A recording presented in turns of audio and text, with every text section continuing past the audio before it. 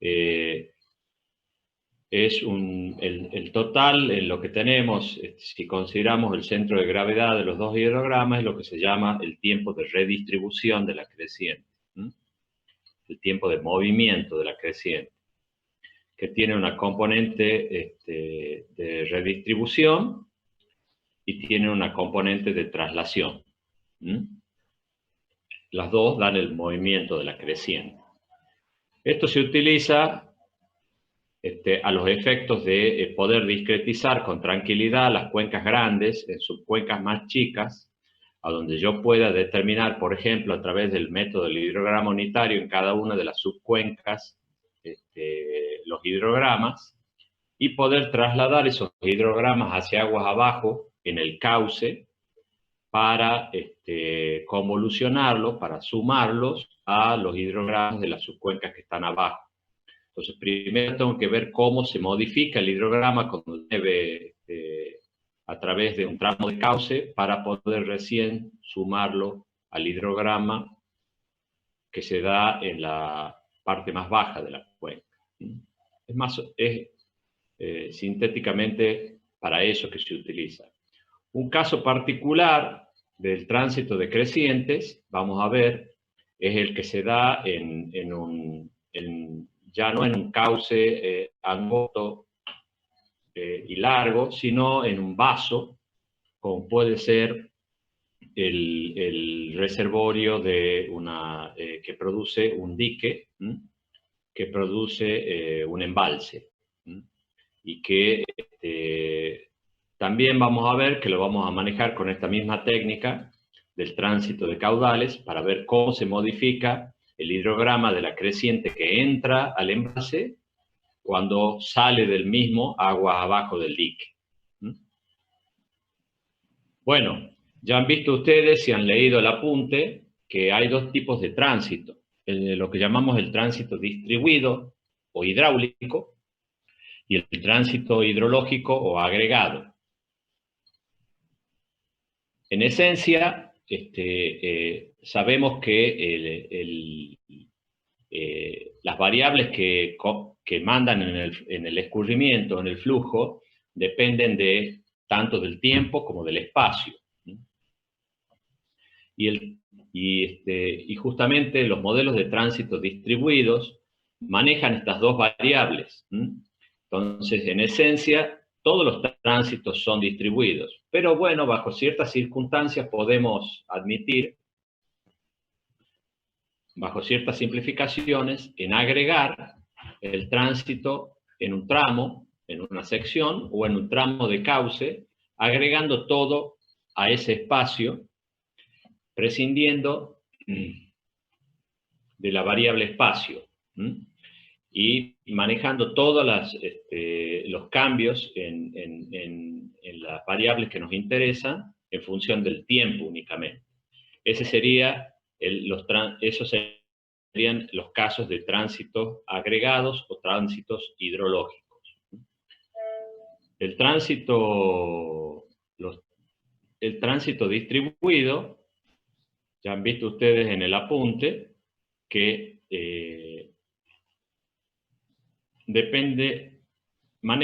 son manejados por la ecuación de Saint-Venant. Y los modelos de tránsito distribuidos que consideran la ecuación de continuidad y la ecuación de momentum, se clasifican de acuerdo a los términos que utilizan de la ecuación de momentum. El más simple de todos es el modelo de onda cinemática, que considera el término de fuerza gravitacional y los términos de fuerzas de fricción. Es decir, que considera que la línea de energía en el escurrimiento es paralela a la línea del lecho de ese canal. Es el modelo de onda cinemática. El modelo de onda de difusión ya suma el término de fuerzas de presión. Y el modelo de onda dinámica ya considera la totalidad de la ecuación de momentum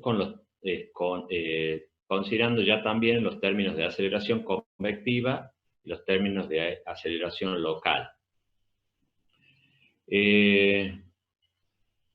¿Por qué se hace esta variación? Bueno, en primer lugar, tengan en cuenta que cuando se propuso esta metodología, no existían las computadoras, no existían los ordenadores. Entonces, era muy difícil el manejo de estas ecuaciones, su resolución. Entonces, había situaciones en las cuales era factible simplificar el uso eliminando términos de la ecuación de momento. En el caso, por ejemplo, en los cuales tenemos cauces en zonas de montaña, como las típicas de aquí, en la zona oeste de la provincia, donde los cauces se caracterizan por tener fuerte pendiente, con regímenes supercríticos, alta velocidad, es viable trabajar solo con onda cinemática, porque es muy cercano a la situación esta en la cual la pendiente de la línea de energía se hace igual a la pendiente del lecho, muy cercana a la realidad.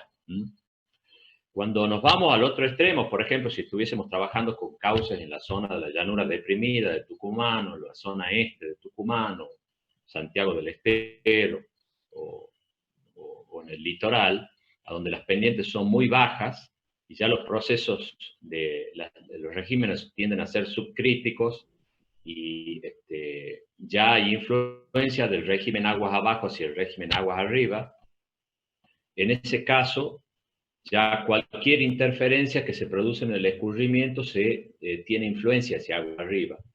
Y en ese caso necesitamos manejar la ecuación completa, o al menos los términos de fuerza de presión.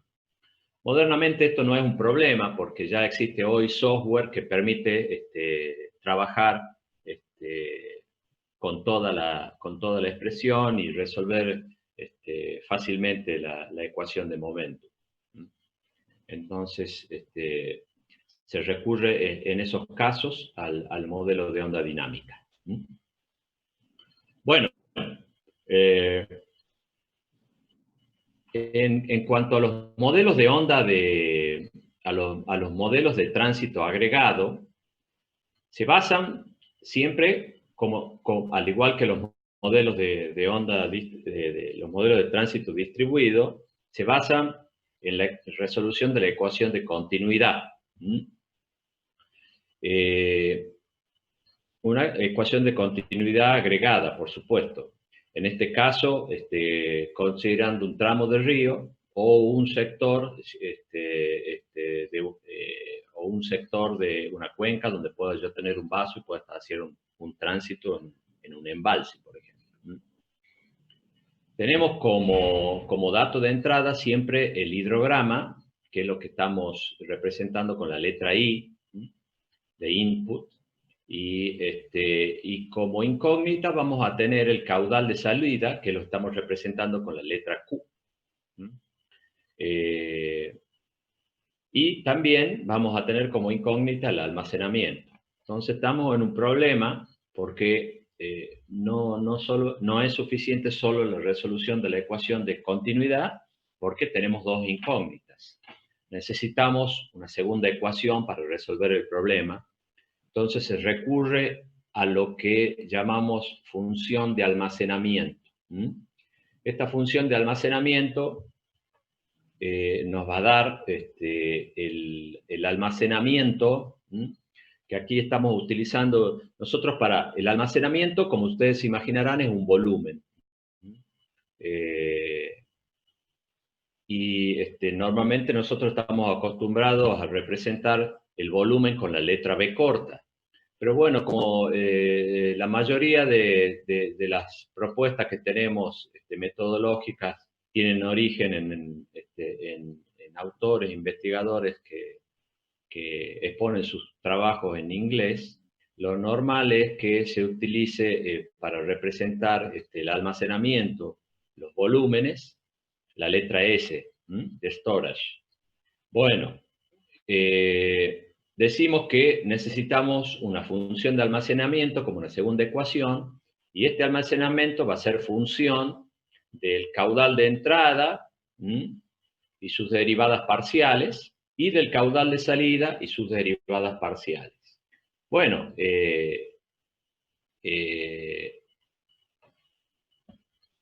como de acuerdo a la función, de acuerdo a la situación, se va adaptando un método u otro. En cada uno de estos métodos necesitará más o menos datos. El modelo más simple que nosotros conocemos es el modelo que considera un reservorio lineal simple, el que vimos nosotros con el método de Clark, en el cual el almacenamiento es función, tiene una variación lineal con el caudal de salida, y la variación viene dada a través de esta constante K. También podemos considerar el modelo de piscina nivelado, método de Puls. Puls es con S, no con Z. Acá en el apunte está el error, aunque ustedes lo van a encontrar en la bibliografía con las dos, pero en realidad es con S. Este es un modelo de tránsito en un embalse en el cual el almacenamiento es una función no lineal invariable del caudal. Es el caso en el cual ambos, en el reservorio lineal simple y en el de método de Puls, los movimientos de la superficie de agua se producen según una superficie horizontal en el vaso del embalse. El método de Muskingum para el tránsito en canales, que considera ya un almacenamiento en prisma dentro del cauce y un almacenamiento en cuña, ya lo vamos a ver de qué se trata eso, en función del caudal de entrada y del caudal de salida. Entonces, fíjense que los dos métodos anteriores se consideraba la función de almacenamiento solo en función del caudal de salida. En este método ya también interviene el caudal de entrada. Ya vamos a ver que es a los efectos de poder valorar lo que llamamos la cuña que se produce sobre el prisma de circulación de agua sobre el cauce.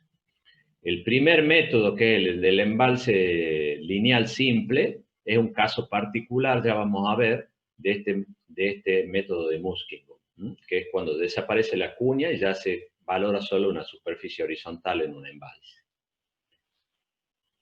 Y finalmente vamos en los modelos de embalses lineales, pero ya encadenados en cascada, o sea, es el embalse lineal que ustedes han visto en el primer tipo, pero encadenados unos abajo del otro, y eso produce una valoración del almacenamiento. En este caso, el almacenamiento es una función lineal del caudal y sus derivadas con respecto al tiempo.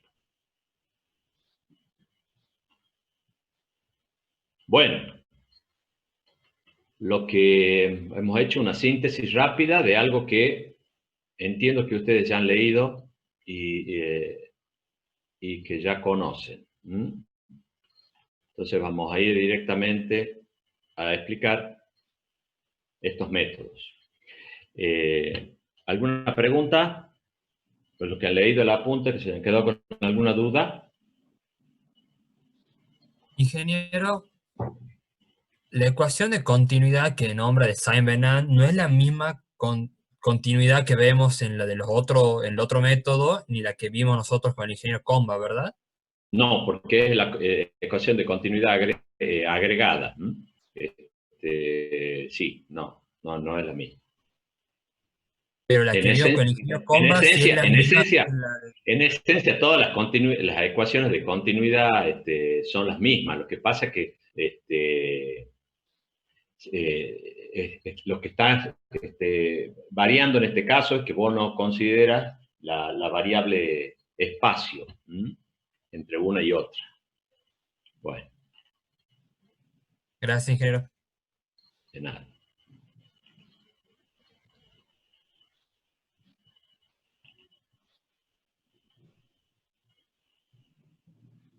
Bueno. Vamos a empezar a ver el método de Puls, que es propio del tránsito en el vaso de un embalse. Lo que ustedes tienen representado ahí en el gráfico son las curvas de nivel que me dan a mí la conformación del vaso en el cual se embalsa el agua.